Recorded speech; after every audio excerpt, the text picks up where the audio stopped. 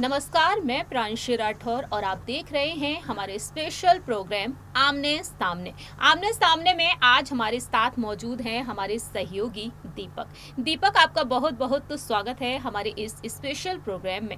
आपसे बात करना चाहेंगे इस वक्त देश में, पूरे ही देश में जो चर्चा हो रही है वो सिर्फ और सिर्फ ज्यादा से ज्यादा चर्चा हो रही है राष्ट्रपति चुनाव को लेकर। 18 जुलाई के दिन राष्ट्रपति चुनाव है, दिन बहुत ही करीब है और ऐसे में देखा जाए तो उम्मीदवार जो मैदान में उतारे गए हैं उनको लेकर इस वक्त यहाँ पर पक्ष और विपक्ष में जंग छिड़ी हुई है। दरअसल आपको बता दें, यूपीए की तरफ से यशवंत सिन्हा को राष्ट्रपति पद के लिए उम्मीदवार बनाया गया है, वहीं दूसरी ही तरफ भारतीय जनता पार्टी के नेतृत्व में एनडीए की तरफ से उम्मीदवार बनाया गया है द्रौपदी मुर्मू को। और यहाँ पर लगातार सभी पार्टियां अपना अपना पक्ष रख रही हैं, अपना अपना पक्ष रखने के साथ साथ एक दूसरे पर निशाना भी साध रहे हैं। तो यहाँ पर सवाल ये खड़ा होता है कि द्रौपदी मुर्मू को यहाँ पर ज्यादा से ज्यादा समर्थन मिलता हुआ नजर आ रहा है। जैसा कि हमने आपसे बीते पिछले डिबेट में बात की थी कि द्रौपदी मुर्मू को लेकर आपने बताया था कि द्रौपदी मुर्मू के जीतने के चांसेस यहाँ पर कई हद तक ज्यादा दिखते हैं। तो जाहिर सी बात है ये समर्थन अब और भी ज्यादा बढ़ चुका है। गौर किया जाए अगर उत्तर प्रदेश की राजनीति की तरफ, तो यहाँ पर सपा अध्यक्ष अखिलेश यादव जो यशवंत सिन्हा के साथ प्रेस कॉन्फ्रेंस करते हुए नजर आ रहे हैं, उनके समर्थन में है। यशवंत सिन्हा भी अपनी बात रख रहे हैं, लेकिन दूसरी ही तरफ द्रौपदी मुर्मू के समर्थन में है योगी सरकार, और योगी सरकार के साथ साथ यहाँ पर सपा का खेमा भी दिखाई दे रहा है। ऐसा हम इसलिए कह रहे हैं क्योंकि प्रगतिशील समाजवादी पार्टी के अध्यक्ष और अखिलेश यादव के चाचा यानी कि सपा विधायक शिवपाल सिंह यादव ने बोल दिया है कि वह द्रौपदी मुर्मू के साथ है। और वहीं सुभाषपा के अध्यक्ष ओपी राजभर ने भी उनका समर्थन कर दिया है, और दूसरी ही तरफ है राजा भैया। तो यहाँ पर देखा जाए उत्तर प्रदेश की राजनीति में अब ये तमाम चीजें दिखाई दे रही है, बीएसपी हो, टीएमसी हो, कांग्रेस हो, लगातार द्रौपदी मुर्मू को समर्थन मिल रहा है। तो आप क्या कहना चाहेंगे दीपक? सबसे पहले यहाँ पर यूपी की तरफ रुख किया जाए तो। जी, सबसे बड़ी बात यह है कि द्रौपदी मुर्मू की अगर बात करें तो वो समर्थन मांगती जरूर नजर आ रही हैं, लेकिन खुले तौर पर उन्होंने ना अभी तक कोई प्रेस कॉन्फ्रेंस की है, ना ही देश में चल रहे मुद्दे को लेकर उन्होंने कोई बात उठाई है। इसी बात को लेकर यशवंत सिन्हा उन पर निशाना साध रहे हैं कि उन्होंने अभी ना ही यहाँ पर खुले तौर पर अपने विचार रखे हैं। तो क्या वो रबड़ स्टैंप बनकर तो नहीं रह जाएंगी, एक बहुत बड़ा सवाल है। इसके बाद यहाँ पर बात करें आने वाले जो लोकसभा चुनाव हैं उस पर भी नजरें सबकी हैं, क्योंकि विपक्ष एक तरफ हो रहा था। जी हाँ, आपको बता दें कि शरद पवार, ममता बनर्जी, सोनिया राहुल और बड़े बड़े नेताओं की बैठकें हुई थी जहां पर से यशवंत सिन्हा का नाम आगे किया गया था। तो इससे साफ पता चल रहा था कि प्रधानमंत्री चुनाव को लेकर तैयारियां अभी से की जा रही हैं और विपक्ष में भी कोई बड़ा चेहरा तैयार किया जा रहा है। लेकिन राष्ट्रपति चुनाव उसके लिए एक बहुत बड़ी अग्नि परीक्षा थी कि विपक्ष कितना एक साथ खड़ा है।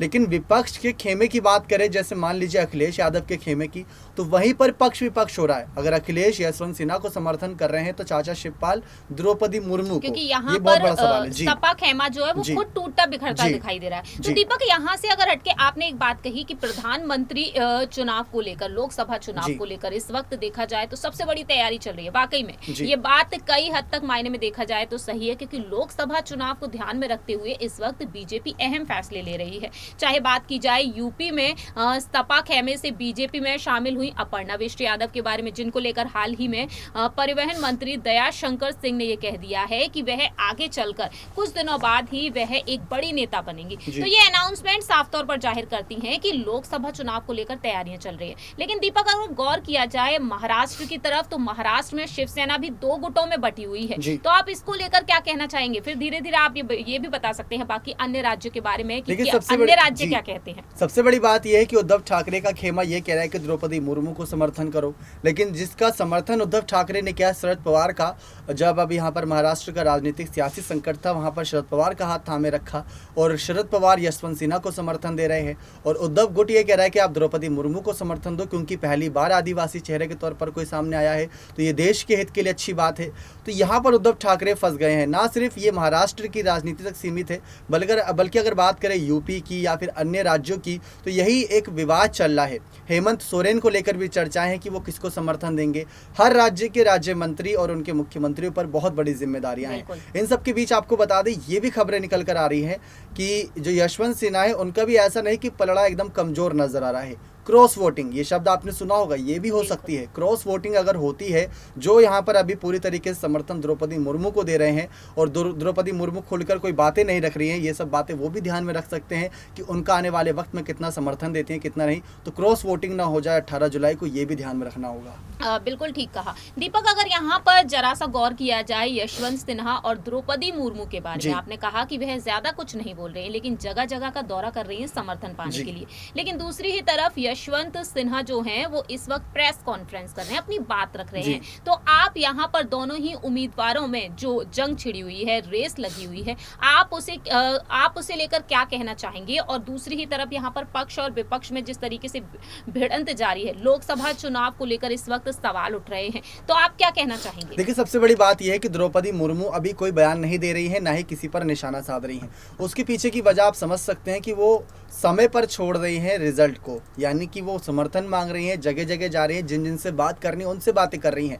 कल की खबर निकलकर सामने आई थी कि जो योगी आदित्यनाथ से मुलाकात हुई, योगी आदित्यनाथ ने डिनर पार्टी रखी थी, वहां पर विपक्षों को भी बुलाया गया, तभी राजा भैया ने ऐलान किया कि हम द्रौपदी मुर्मू का समर्थन करेंगे। तो जो समर्थन मांगना है वो जमीनी स्तर पर मांग रही हैं, लेकिन खुले तौर पर यहाँ पर जो जनता का ध्यान जो खींचते नजर आ रहे हैं यशवंत सिन्हा है, क्योंकि वो हर दूसरे दिन कोई ना कोई जिस राज्य में जा रहे हैं वहाँ बैठकें कर रहे हैं, प्रेस कॉन्फ्रेंस कर रहे हैं, और उनका निशाना हमेशा ही प्रधानमंत्री नरेंद्र मोदी रहते हैं, उनके विचार रहते हैं। और उनका ये एतराज़ नहीं कि द्रौपदी मुर्मू यहाँ पर आदिवासी चेहरे पर खड़ी हुई हैं तो उनको नहीं बनाना चाहिए या उनके खिलाफ जाते नजर आ रहे हैं, बल्कि उनका भी यही कहना है कि वो रबड़ स्टैंप बन के ना रह जाएं, अपने विचार को खुलकर रखें, जनता के बीच रखें। जैसा कि आपने बताया था कि वो प्रेस कॉन्फ्रेंस नहीं कर रही हैं, खुलकर बातें नहीं कर रही हैं, तो वो एक दिक्कत वाली बात है, क्योंकि राष्ट्रपति देश का प्रथम नागरिक होता है और उसका कर्तव्य बनता है कि देश में चल रहे आंतरिक मुद्दों को लेकर वो सबके सामने बात रखे। जो लोगों के बीच थोड़ी गलतफहमियां होती है उसको दूर करने के लिए राष्ट्रपति प्रधानमंत्री की बात सुनी जाती है।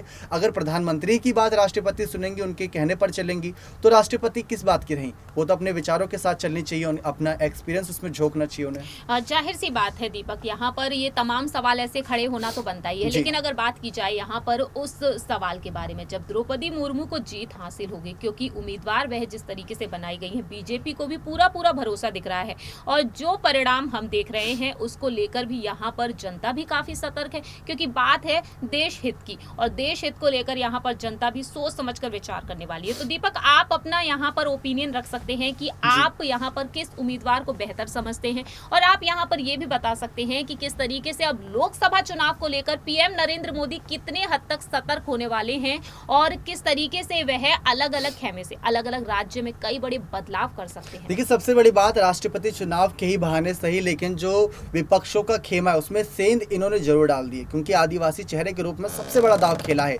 जहां महाराष्ट्र में उद्धव ठाकरे खेमे से ये आवाज आ रही है कि द्रौपदी मुर्मू का समर्थन करो, तो सपा में भी शिवपाल और अखिलेश में भले ही भिड़ंत होती हो, लेकिन यहाँ पर फैसले इन दोनों के ख्याल अलग जा रहे हैं, जो आने वाले वक्त में दोनों को अलग भी कर सकते हैं। ये चीजें यहाँ पर विचार काफी कुछ खुलकर सामने आएंगे। बिल्कुल ठीक कहा दीपक। तो आप यहाँ पर पक्ष और विपक्ष के बारे में क्या कुछ कहना चाहेंगे? पक्ष और विपक्ष जिस तरीके से इस वक्त इस राष्ट्रपति चुनाव को लेकर एक दूसरे से बहस करने में जुट गए हैं, जंग छिड़ चुकी है, तो आखिरकार यहाँ पर लोकसभा चुनाव को लेकर पक्ष और विपक्ष के क्या कुछ कदम हो सकते हैं? देखिए, लोकसभा चुनाव को लेकर यहाँ पर जो विपक्ष था उसने पहले ही यहाँ पर अपनी बैठक रखी थी।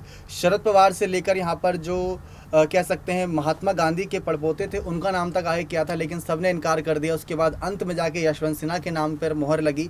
तो वो सारी चीज़ें जो थी शुरुआत में, जब यहाँ पर विपक्ष खेमे में ही सेंध डलती नजर आई थी, वो एक दूसरे के विचार नहीं मेल खा रहे थे, उसी ने साबित कर दिया था कि विपक्ष अभी इतना मजबूत नहीं है जो केंद्र की सरकार को इतनी बड़ी चुनौती दे सके। लेकिन यशवंत सिन्हा को इसलिए उतारा गया क्योंकि वो पीएम मोदी के फैसले के खिलाफ रहते हैं, लेकिन यहाँ पर देश हित की बात है, ना कि प्रधानमंत्री की बात है। बिल्कुल ठीक कहा, यहाँ पर देश हित की बात है, और जाहिर सी बात है देश हित के लिए यहाँ पर लोकसभा चुनाव को ध्यान में रखते हुए राष्ट्रपति चुनाव लड़े जाएंगे। ऐसे में आपकी यहाँ पर क्या प्रतिक्रिया है, ये आप बता सकते हैं कमेंट सेक्शन में। दीपक, बहुत बहुत शुक्रिया आपका हमारे इस प्रोग्राम में जुड़ने के लिए। बाकी की तमाम अपडेट्स के लिए आप देखते रहिए हमारा चैनल नेक्स्ट 9 न्यूज़।